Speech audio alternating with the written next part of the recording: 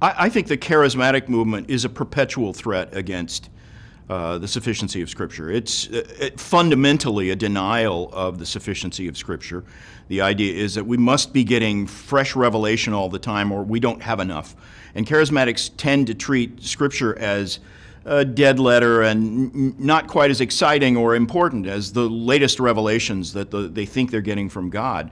That is a serious and significant threat to Protestantism. You can look back really through church history, and until the 20th century, there really hasn't been any movement that claimed to be getting continual revelation from God and that was accepted in mainstream Christianity.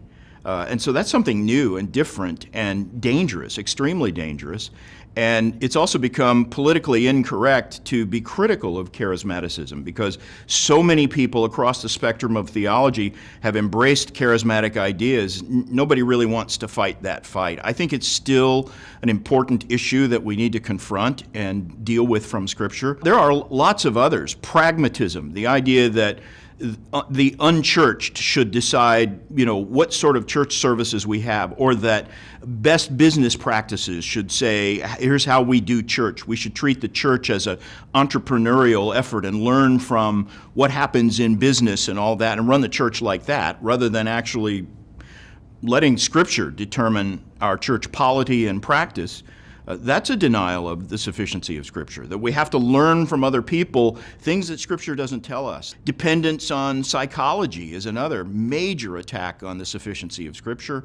And I think most recently the social justice movement is an attack on the sufficiency of Scripture because most of the people who have bought into that rhetoric and language have a definition of justice that is sadly unbiblical. It leaves out at least half of what Scripture says about justice.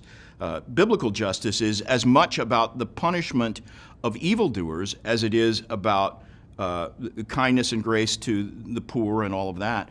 And the social justice movement has sort of transmogrified the whole idea of justice so that now it becomes the redistribution of wealth and privilege. And that is not a biblical idea of justice. So all of these things have arisen because people have departed from Scripture or gone beyond Scripture to get their strategies and definitions and ideas about what should be done in the church. I would say, in a way, practically every error that threatens the church today is rooted in one way or another in a lack of confidence in the sufficiency of Scripture.